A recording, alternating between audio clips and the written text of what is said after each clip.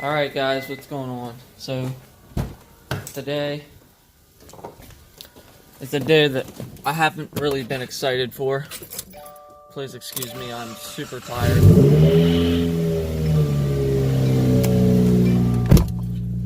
So, today's the day.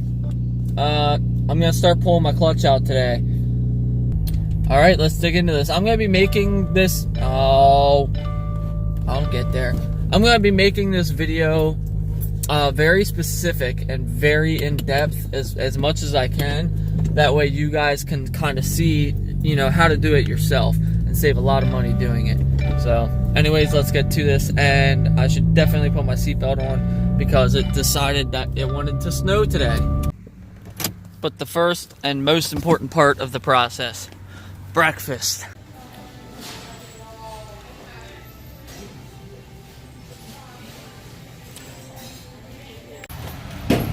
Go away! Okay, so I decided to go ahead and not get the engine crane today. The snow was just coming down so hard and I didn't want all the salt and everything all over the car. So I decided not to go. We went and got breakfast and came back. I forgot Harbor Freight is 40 minutes from my house, so that's just something that I really didn't feel like doing today.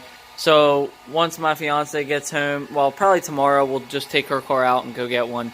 And I'm sure it'll fit in her car. I wasn't too sure that it would fit in mine. So I didn't want to run the whole way out there and then it not fit anyways. So, I'm going to go ahead and dry this thing off and we'll get started. So, I'm going to go ahead and get started.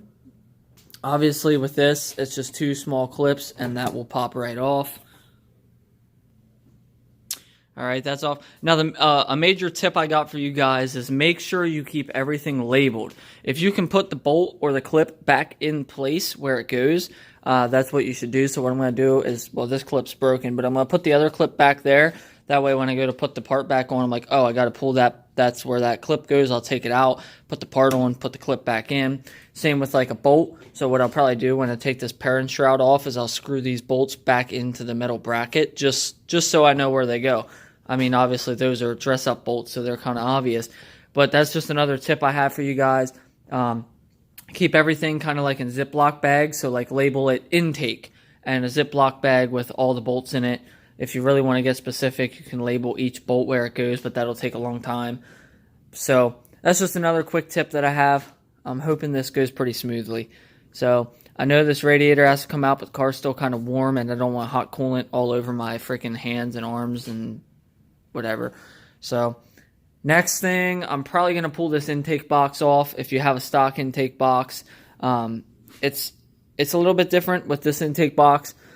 I have to pull these 3 bolts off, pull the top off, and there's probably, I think, 2 10mm bolts holding this box on. There's one back here and then one down on the bottom, and then that'll come right out. Okay, so I got the intake box off, and now I pulled this the parent shroud off, the pulley cover, and I also pulled off this bracket. For the factory bracket, there's only 2 bolts, one there and one there. Very simple. There was no reason to pull the parent piece off of the bracket, so I just left them intact. Set that aside. Just remember where you put everything. I'll organize all this here once I start getting more parts piled up, and then we're going to label this for the pulley cover. Now I'm going to go ahead and pull this intercooler off. So it's going to be 2 bolts. There's one right there, and there's one right here. And then you're just going to undo these clamps and basically pop it right out. So there's a clamp over here and also a clamp over here. Okay, before we go any further, I was just about to pull the intercooler off and I realized something. And what I just realized is that I did not drop down my fuel pressure. We're going to have to pull these fuel lines down there on the left, or right there, fuel pump. So that is this 15 amp right here. I don't have a fuse puller. I should get a pliers.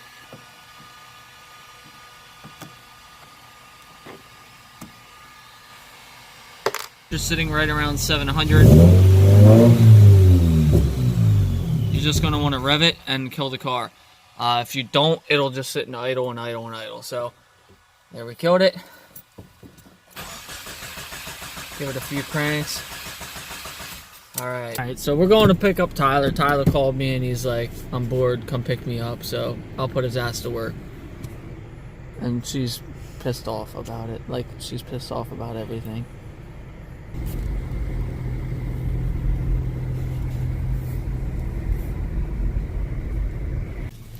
Hey, what you got there?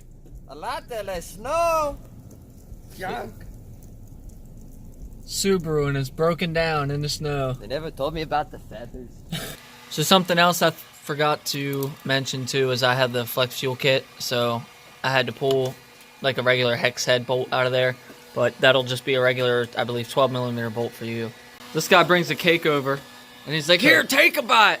Look, he's ripping chunks out of it with his fingers. He's like, oh, I want to be a kid again. Oh my god. Alright, the intercooler can come out now. This bracket's loose. Oh, I gotta take that. Oh, yeah, that's it. Alright, so now I'm gonna go ahead and pull this intake off. I just have this one clamp and that's it. This bolt is supposed to be in there, but it's not. So I'm gonna go ahead and pull this out. And yeah. So the battery's out now. That was real simple. Just two 10mm bolts on the terminals and two 10mm bolts on the bracket that holds it in. Pop it out. Super simple. Down here is my flex fuel kit, which I will be having to disconnect these. Just this one fuel hose, I believe. That should be it. Alright, so I'm taking the hoses off for this catch can. I'm just going to label them with some tape. Eat ass. And, I don't know, hopefully that'll be enough. I hope the tape doesn't come off these nipples. So. Alright, so I got both the catch cans out, and I got the battery out now. And I pulled the wire off the alternator. So it's just a plug there, and then the alternator, or the alternator plug's pretty simple. And then these little clips, you just want to take a flathead and push up on that, and it'll come undone. And then when you go to clip it back in, it's real simple. You just push down, and I kind of stuck that over there for now. She sounds busted, bro. Alright, so now we're going to pull this radiator so we can get to this, the pulley, the belt here, pull it off the pulleys, so we can move the AC out of the way. It's just going to help, and it's going to give us more room when we go to pull the motor out. This won't be in the way. We'll have a lot more room to work. So it's going to be these, I believe, 12mm bolts holding in the mounts here. And then I'm not sure how it's bolted in the bottom, but we're going to have to drain it before we can do that anyways. Alright, now we're going to have to pull out all these little clips. So we got one clip there. I believe there's a few clips kind of going around. Now a bunch of the clips I took out and I never put back in, so I don't have that many. And then there's also, I believe, a bolt somewhere in here usually, which isn't there anymore. And then we're going to have to pull down this this guard here. And there's going to be, I believe those are 14, so there should be 4 of those.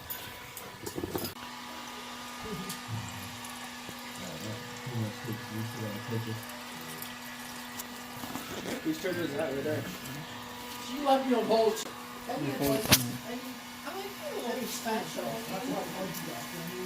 used to go out, like, he used to travel like sure. Okay, I was just scared of getting trapped in the engine. And we would always go out every time it snowed. Alright, now we gotta pull this alternator off. Should just be that bolt right there. There should be a bolt right there. And then there's one more right back here. I believe that's it. I think you did say alternator. It's gonna take me like. Okay, so the AC compressor's out. I actually did miss a bolt. It's right down. It's right under it. But to pull this motor, we're gonna have to put the bracket back on. So you want to grab this bracket. And all right, cheers. You want to put this bracket back on, just like. I don't know. I'll figure this out and we'll get this back on. Alright, so we got this mount, this bracket in here. So with the AC compressor out, there's really, it can't sit flush, but this should be enough thread in there that we can pull this motor out without, I don't think these bolts are going to break or anything. So we should be okay here. Alright, now for the fun part. The part I'm really not looking forward to. And that's getting these damn downpipe bolts back off. These can be a serious pain in the ass, but we'll get them off. For 14 millimeters, you're going to definitely need some extensions and a really strong ratchet that's not going to strip out. From the clutch job, and Chris, there's his lovely fucking exhaust wheel. Oh! It's got no play. I'm finally at Harbor Freight getting my engine crane. They finally have the 1 ton in stock. I'm getting a torque wrench, a couple other things I need. I was busy working on Chris's Forester, so I didn't get a whole lot done on the WRX, but whatever, we'll get it done. Okay, guys, so it's actually about 3 days. Yeah, 3 days since I started. I started on Thursday, and then, oh my god, man, there's boxes everywhere. So I started Thursday, and I ended Thursday. Thursday night, my buddy Chris came over with his Forester with the blown turbo. So we swapped out his turbo, and I put in the new turbo, and the new turbo blew, and we're thinking it might be the common issue of the debris coming from the factory, basically like the cat inside the up pipe, you know, after the header. So we're not sure, but we're going to get a new up pipe, new down pipe, new turbo, and that'll probably happen this weekend or something. But now I can finally get back to my car. So I did get the down pipe off. That was, I believe, the last thing that I posted of. Okay, these fuel line here is pretty simple. You just got to pop up this clip, which can sometimes be a pain because I have a jammed thumb right now, and this does not make this any easier. Or actually, I think maybe you need to pry this. I forget, I should know. I just did a flex fuel kit, so I don't want to break this thing. Hold on. Okay, so all I had to do was go underneath and pop that up, and the other side, just pry on that one right there, and then this will pop off. Now be ready with like a rag because it's going to spill some fuel out even though we relieved the pressure.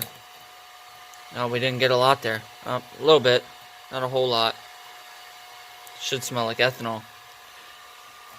Now let's put that aside. Should be fairly easy to remember where that came from. And this should just be a vacuum line. Should be simple here. Just a little tip here. Some of these vacuum lines can be really hard to get off if you just pull on them. So what I like to do is I like to grab them and twist side to side, and it helps to loosen up. Pinch down. And did you hear it click? As soon as it clicked loose from spinning it, it should slide right off with no issue. Okay, now it should be easy to remember which one came from which, but I'm just gonna label them anyway, just so I know fuel line, vacuum line, and then I'll label, like, you know, B. So when I pulled out my, when I pulled out the catch cans, I knew which, or I couldn't remember which plugs they went to, so I labeled catch can loom A, and then down there, that is B, which I guess the tape fell off because I know I labeled that B, and then the other, you know, the other one should be B, and then on the other side I did the same thing. So that's an easy thing to do, just to help you remember. So some tape and a Sharpie. Okay, so the engine control unit here, I'm not exactly sure how these plugs come undone. They're very strange looking plugs with like a little rocker arm in them or something. So I'm going to disconnect these two 10mm bolts, and I think it just sits down in like the radiator does, and I'm just going to try and slide it out and sit it on top of the motor because I really don't feel like breaking those plugs and having a serious issue. Okay, well, upon pulling this out, I realized that I have no choice because there's really no easy way to disconnect this wire coming to the ECU, so I couldn't pull the motor because it would still be attached. So I figured these out, which I had an idea this is how it worked, but I could not, for the life of me, understand how to do it.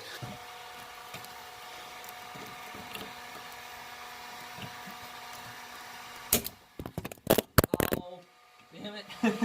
You get the point, right? So once you push that in, it makes like a loud pop, as you've seen. And then you want to pull that the whole way back. It'll pop up over that piece and disconnect. Super simple. And all the plugs are color coded. So brown for the brown plug, blue, this plug will be blue. and then you won't have any issues because you'll know what goes what. Now, I'll tell you what, might be easier to do with it in. It might not be. I already pulled it out, so I got nothing to lose here. Okay, just a heads up, what a royal pain in the ass that was. So, disconnected the brown wire here. The issue I had was these coolant lines. There's 2 of them, and I tried like hell to get this one off, and there's just no way. You can't get any leverage on it. You can't do anything with it. But they lead up here to, I'm guessing, the heater core, and it took everything I had twisting this back and forth for 5 minutes to get it off of this oh my god, this nipple here. So I have to do the same thing with the other one, and then we'll just kind of like pull them back. Once the motor starts getting pulled out, we'll just finick with them and get them out of the way. But I'm going to put that clamp back on that one and just do it this way. It's much easier because I got much more strength, pulling directly in front of me. Then there's no way I was getting those off. Alright, sorry, I'm kind of bouncing around all over the place here. I'm just trying to make sure I have everything. So down there is a ground strap that goes underneath the frame. You can either disconnect it from the motor or disconnect it from the frame. Okay, so we're under the car. And figures, transmission bell housing bolts are way down here. 2 of the 8, I believe. Yeah, I think there's 8. And you're definitely going to need a swivel socket to get to these. There's just no way to do it without one. And I don't even know if that's going to be enough here. Yeah, that's going to be a bitch.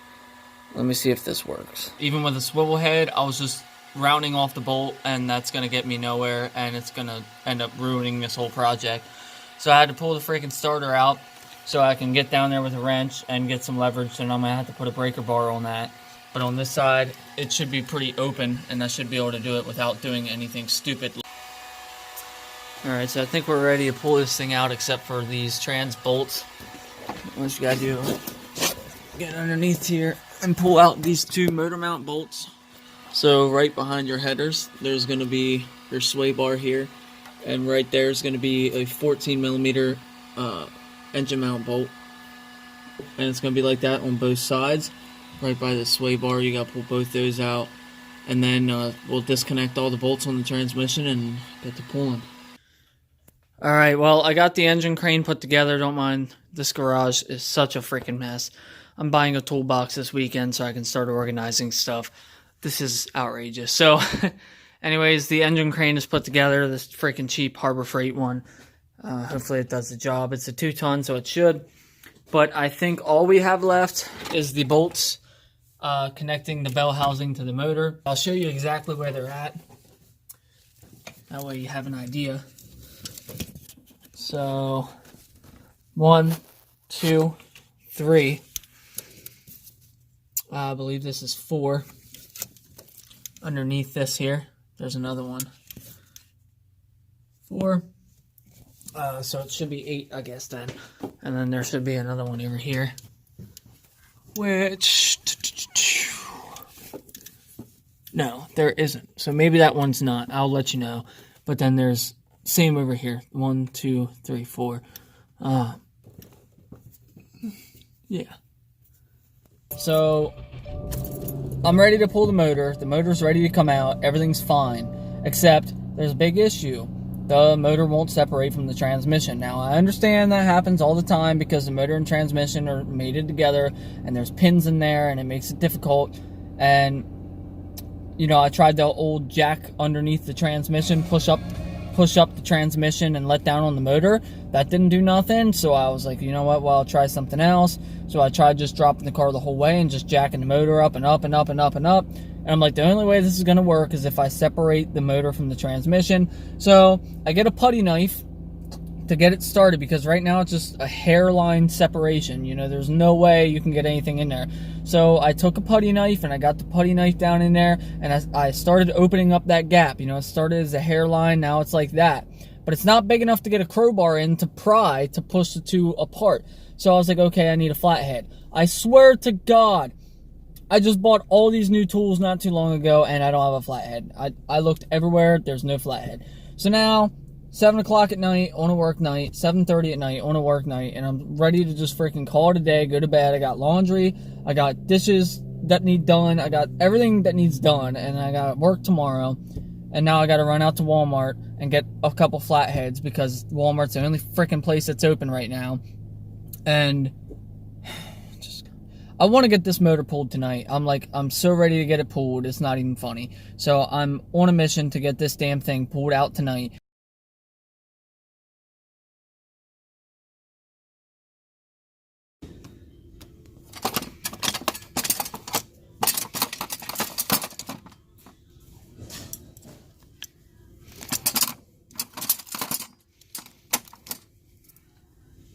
That'll do.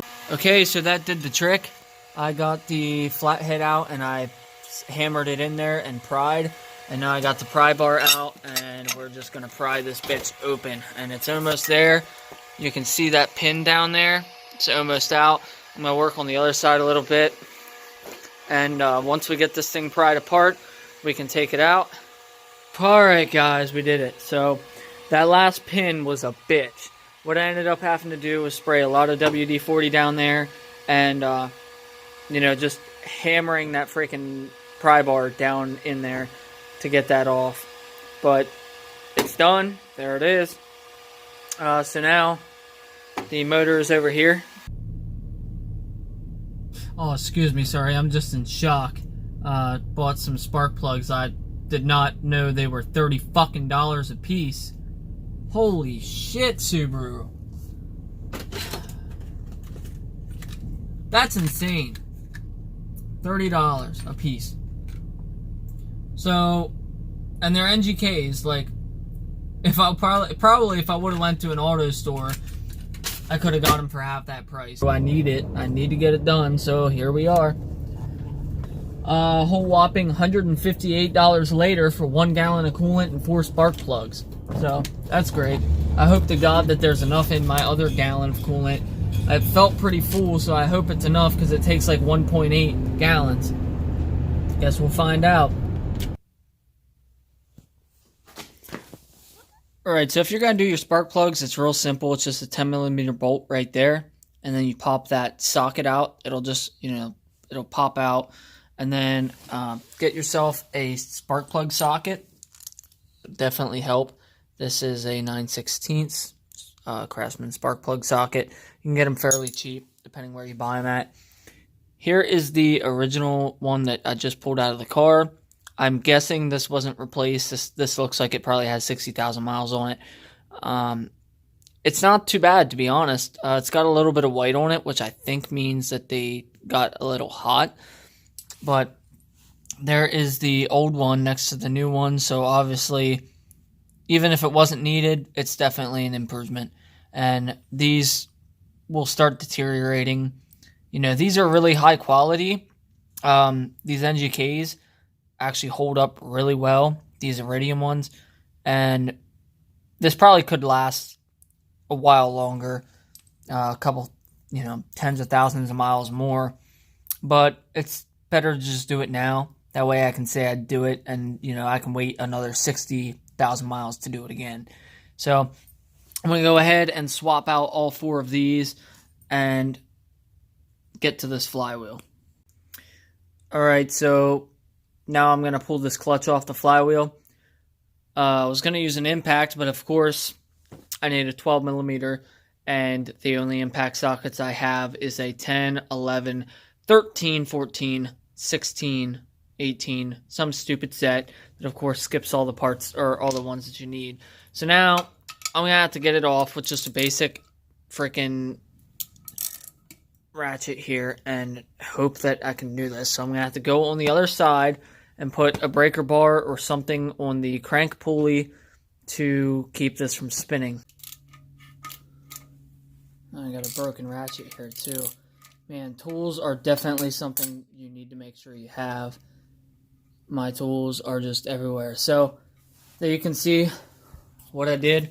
was I sat this on the engine crane so that this can't go anywhere. It's holding the crank in place. That is a 22 millimeter socket with a 1/2 inch drive to hold that still. And these bolts really aren't even in that tight. Okay, so just like the pins for the transmission, this also has pins, so your flywheel is going to have these pins on it to line up the clutch, which is a good thing. So obviously this clutch is done. It is thrashed. It is really thrashed. There's nothing good about this clutch. I mean, I could almost snap that in half. It's so brittle right now. So there is a little bit of coating on it. So that's why it slipped for a while and then it stopped slipping, just because this coating was getting on and then wearing off and on and off. But man, this clutch is destroyed. So definitely something that needed done for sure. These springs actually aren't even really good anymore. These springs are like loose, like really loose. And I'm pretty sure you're not supposed to be able to spin these springs easily.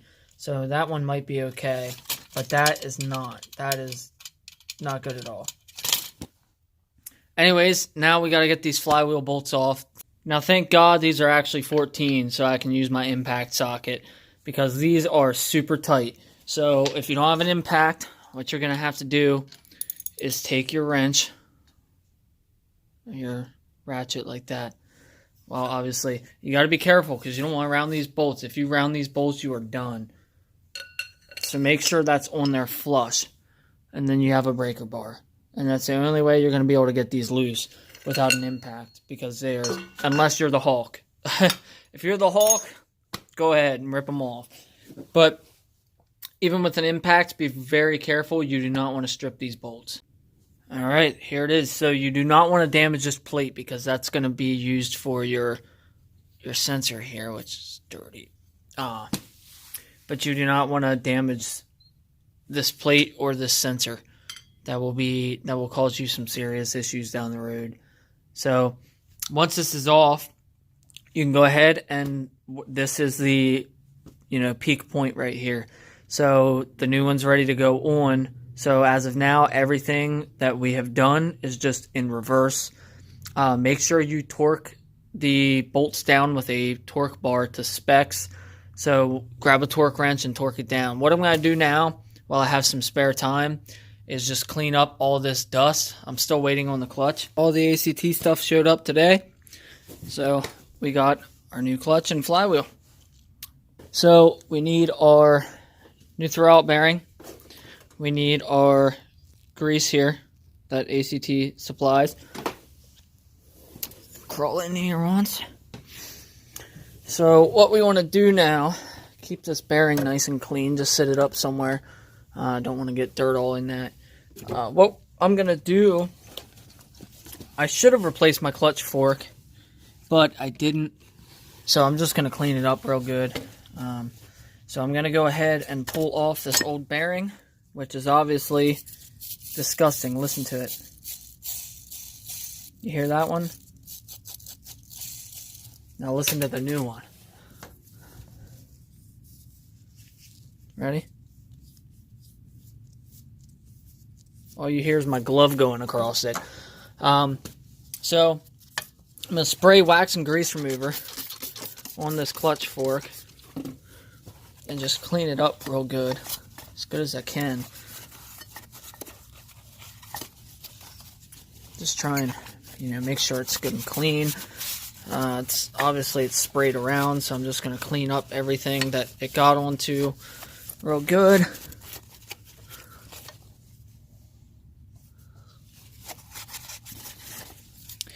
I'm actually going to pop this off the pivot ball, and I'm going to re-grease this pivot ball, because this pivot ball has been so loud. Every time I push the clutch in, it just squeaks. And I'm almost positive that's what that is. So I'm going to re-grease that really good. Alright, so now what they want you to do is to take this grease, just clean out everything. Man, there's lots of dust, guys, lots of dust and debris. So just, you know, really make sure you clean this up good. You don't want to end up going through all this. So I'm actually going to even unpin these. And slide that down.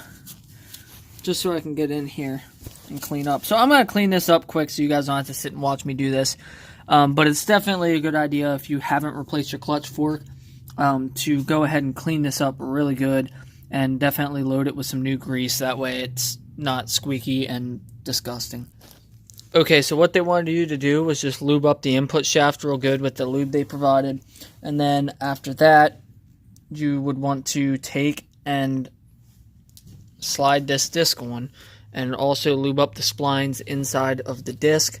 And then go ahead and just slide it on just to make sure that, you know, it fits okay. So all that's greased up and ready to go. Okay, so now what we got to do is we got to pull out the pressure plate and also the flywheel, and we just got to clean it up because as you can see there's oil on this, so you want to clean this with a non-petroleum based cleaner. So I'm going to reuse this wax and grease remover, which actually works pretty well, and we're just going to soak this clutch down with it, let it sit for a second, or this flywheel, and then we're going to grab some towels and just scrub this real good. Alright, the flywheel bolts are torqued down. I am going to insert a picture now of the pattern that you should be using for this 8-bolt setup. So that pattern will be on your screen now. And then once you get this tightened on, you can get the alignment tool and we'll go from there.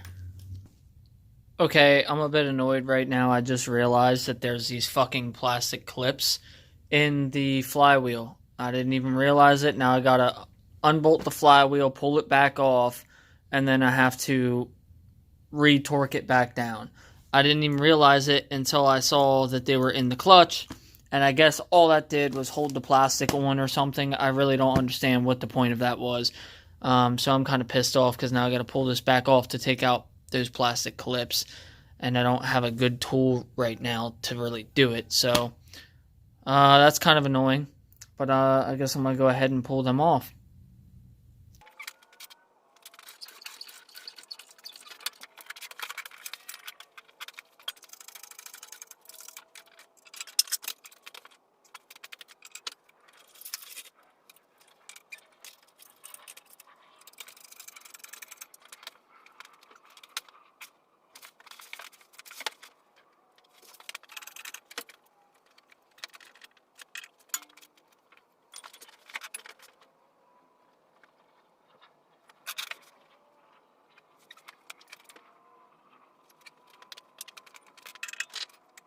Alright guys, that was a royal pain in the ass. It took me just over an hour to get the transmission to line back up right and get the bolts in. But I finally got that in, and then it probably took me another 30 minutes to get the motor to slide down into the motor mounts. But it finally happened. The motor is in. All we got to do is put all the parts back on it. So all the hard work is done. Now it's just putting back the stuff that we took off. Topping off our fluids and getting it for a start. I actually did go in the car and press down the clutch pedal, and it honestly feels softer than stock. So I don't know. I guess we'll find out here, you know. But it definitely feels softer, which is strange. But alright guys, I'm going in for the night. After I get off work tomorrow, I'm going to try and get this thing finished tomorrow. And yeah. Well guys, the car is running, everything is back the way it came. But as you just saw, I posted something, and this is it right here. So I ended up having to redo the whole process because I put this side on backwards. So when I lined this up with the transmission, this is the transmission side. Right there it says it. I slid this onto the transmission to test fit it. And then I sat it down and I was like, okay, that's how it has to go back on. It needs to go back on like that, because that's the way I put it on the transmission. But that was wrong, obviously, because I wasn't putting it onto the transmission, I was putting it onto the motor. So I put it onto the motor with the transmission side, this side, facing the crank, which is a big no-no. And as you can see, I started up the car, it wouldn't run, and this is why this was completely chewed up. I mean, it would run, but the clutch wouldn't engage or anything, and it was completely chewed up, and this is why. This is what happened. So now I have a $150 Frisbee. So just be sure when you do yours to pay attention and don't do that. Don't make that mistake. I got to put the fuse box cover back on, but besides that, here it is. Everything runs great. The clutch definitely grabs a lot harder. Well, I wouldn't say a lot harder. I'd probably say 20-30% harder. You can tell. The clutch does have some chatter, which, you know, everyone said would be normal. But here it is.